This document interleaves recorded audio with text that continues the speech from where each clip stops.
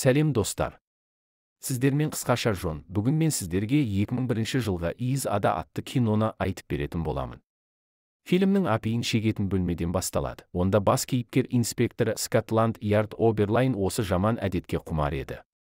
1888 жылы Лондонда бұл әдет таныма болатын. Ұлы Британия империясының астанасындағы аспан қанды түске боялған. Қала көшелерінде өмір қайнап жатыр. Талғампаз сыпайы адамдар көптеген клиенттерден көңіл бөлуін іздеп тұр. Көлденең профильдегі қызыл шашты қызметкер Мэри Келли аллеяға кіреді. Оны екі бұзақы тоқтатады. Қыз оларға пәтер үшін қарыз еді.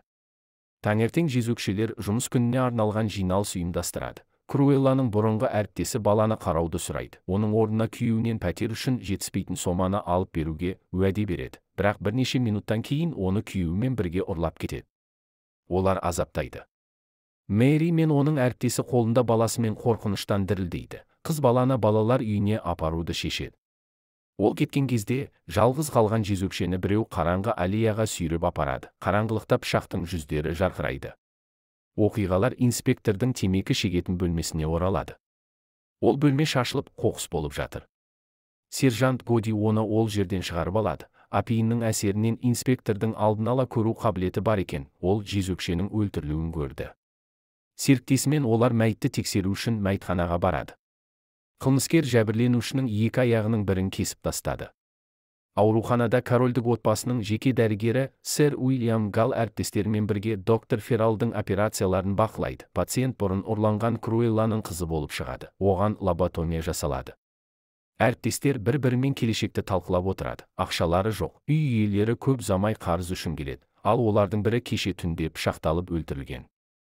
Қыздардың бірін бұзақ ұстап алып, пышақпен қорқытады. Оны жақын маңдағы қарауыл қуып жібереді. Содан кейін қорыққан қыз жаңа клиентімен бірге күймеде отырады. Бірақ клиенті жаңағы кісі өлтіруші болып шығады. Қызды тұншықтырып, кесілген денені жолға тастап кетеді.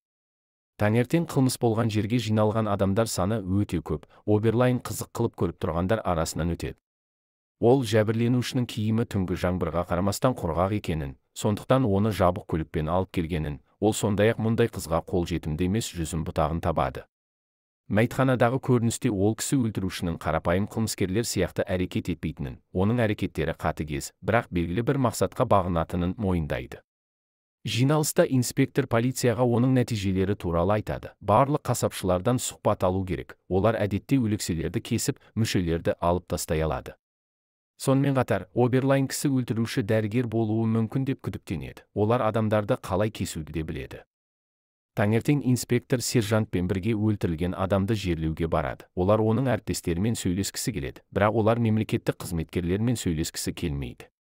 Осы сәтте кісі өлтіруші түнгі аңға шығуға дайындалуда. Киіміне және медициналық құралына қараса оның өте бай адам екенін көруге болады. Сырты оны көлігі күтіп тұр. Жүргізушісіне бұйрық беріліп, жеңіл жүрісті қызды іздеп тауып, белгіленген мекен жайға алып келуі керек. Онда ол басқа құрбандар сияқты өлтіріледі. Инспектор тағы бір қылмыс болған жерді тексеріп жатыр. Констабльдер жақын жерде қасапшылар киетін былғара алжапқыштың бір бөлігін тапты. Жәбірленушінің қолында жүзім бұтағы бар. Оберлайн өлтіруші қандайда бір дәстүрге сәйкес әрекет етеді деген қорытындыға келеді. Содан кейін ол Лондондағы ауруханаға барады. Онда ғалымдар піл ауруымен ауыратын науқасты қайырымдылық жинау үшін көрсетеді. Инспектор доктор Фералдан сарапшы ретінде кеңес беруін сұрайды. Ол қаладағы ең жақсы жас хирург. Ол білімді адамның кісі өлтіруге қатысы бар екеніне сенбей бас тартады. Әңгімелесуді сэр Уильям Гал кездейсоқ тыңдап, жомарттықпен өзінің көмегін ұсынады. Бұл процесте дәрігер мұндай сараптама үшін бір скальпель емес, әдетте сөмкеге салынған бүкіл жиынтық қажет екенін айтады. Ол өлтірушінің анатомияны жақсы білетіндігі туралы детективтің күдігін растайды. Кейінірек Букингем сарайында доктор Гал патшайым мен немере Альберттің прогрессивті ауруы туралы сөйлеседі. Оберлайн өзінің болжамдарын қолдана отырып, келесі кісі өлтіруді күтуге болатын аймақты айтып констабльдерге нұсқау береді. Ол тек қасапшылар мен еврейлерге ғана емес, сонымен қатар лайықты киінген мырзаларға да назар аударуды бұйырады. Жоғарғы қоғамның үлкен мүшелері деген күдік барын айтады. Сержант Годи Мэри Келлиді көшеде ұстап алып, Оберлайнға апарады. Ол қыздан ешқандай күдікті нәрсе байқамадың ба деп сұрайды. Қыз Круэллиді ұрлап кетуі туралы айтады. Сипаттамаға сәйкес, ол арнайы полиция бөлімінің бастығы Бен Кинглиді елестетеді. Оберлайн оның жағдайын сұрауға барады. Бен Киндли жұмыс орнында жоқ екен. Инспектор оның кеңсесіне жасырынып кіріп, ұрланған және әжесімен бірге жоғалып кеткен бала туралы мәліметтерін жазылған қағаздарды табады. Іздеуді Киндлидің оралуы тоқтатады. Оберлайн уақытылы шығып кетеді, бірақ Киндли кеңседе біреудің болғанын біледі. Инспектор мен Мэри Келли лоботомды Круэлла тұрып жатқан үйге барады.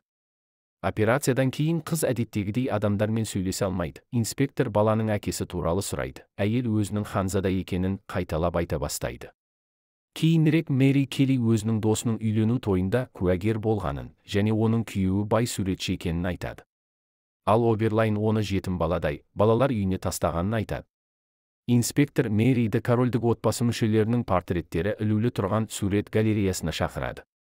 Суреттердің бірінде Виктория патшайымының немересі князь Альберт бейнеленген. Оны көрген Мэри Круэллидің құпия күйеуі осы кісі екенін біледі.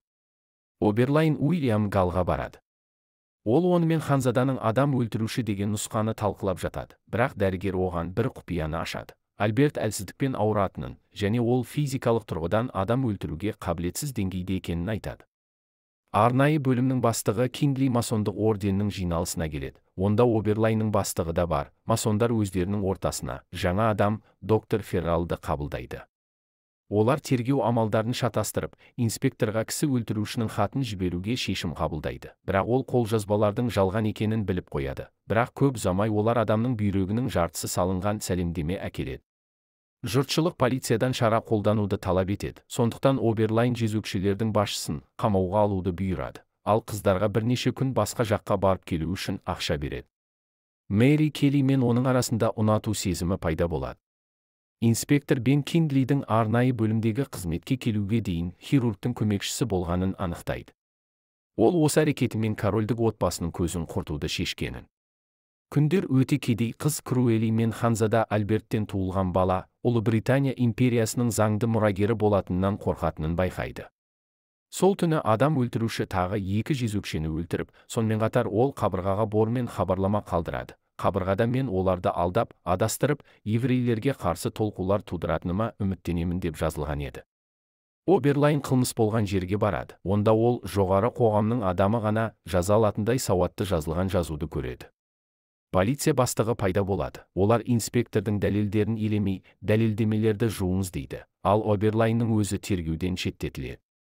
Инспектор кітапханаға масон орденінің тарихын зерттеу үшін барады. Ол кезде Мэри Келлиді жүргізуші аңдып жүрген еді. Оберлайн доктор Галға масондардың адам өлтіруі туралы күдікпен бөлісу үшін келеді. Инспектор масондардың бұйрығын орындайтын және король сарайының құпиясын жасыратын Гал деп санайды. Доктор Гал органдарды кесу, бұл Ханзаданы өлімге әкелетін ауруды жұқтырған жезөкшелерден жеке кек алуы екенін айтады. Гал мойындаған кезде Оберлайн оны өлтіргісі келеді, бірақ Киндли оған кедергі келтіреді. Уильям Гал соңғы құрбанды өлтіруге бара жатады. Ал байлаулы Оберлайнды басқа жаққа алып бара жатады. Киндли және доктор Феррал оны өлтіргісі келеді, бірақ инспектор көлікті айналдырып, жол бойында шығып үлгереді. Доктор Феррал мен Киндли осы жерде қайтыс болады. Одан кейін ол Мэри Келлиді құтқару үшін жүгіріп бара жатыр, бірақ адам өлтіруші оның төсегінде отырады, және көп ұзамай соңғы құрбанның жүрегін кесіп тастайды да, оны отта тұрған шайнекке лақтырады. Оберлайнға ол жерге кіруге тыйым салынады. Оның бастығы оған бәрін хабарлайды. Оберлайн жәбірленушінің денесінде шаштың бір бөлігін табады. Оның түсі Мэри Келлидің қызыл шашымен сәйкес келмейді. Кафеде инспекторға хат алып келіп береді. Қыз Круэллидің баласын балалар үйінен алып кеткенін, жұмысқа жеңіл жүрісті жаңа қыз келгенін және ол қыз әлі жұмысқа шықпағанын жазған екен. Патшайымға барлық дәлелдерді жасырып, куәгерлерді жойғандығы туралы хабарлайды. Сэр Уильям Гал масондар орденінің сотының алдына шығады. Қария өлім жазасына кесіледі. Соңғы көріністе Ирландияның кішкентай ауылында Мэри Келлиді және Круэллидің қызымен Альберттің тағының мұрагері болып өсіп келе жатқан қызды көрсетеді. Бұның бәрі инспектор Оберлайнның апиын қабылдаған кездегі көрінісі болып шығады. Сержант келіп оны тұрғызбақшы болғанда, инспектордың қайтыс болғанын және қолында оны жерлеу үшін 2 алтын тиын тұрғанын көреміз. Осы жерден кино бітеді. Видеоны соңына дейін көргендеріңіз үшін рахмет. Арнаға жазылып, лайк басып, қолдау білдірулеріңізді сұраймын. Келесі кездескенше сау болыңыздар.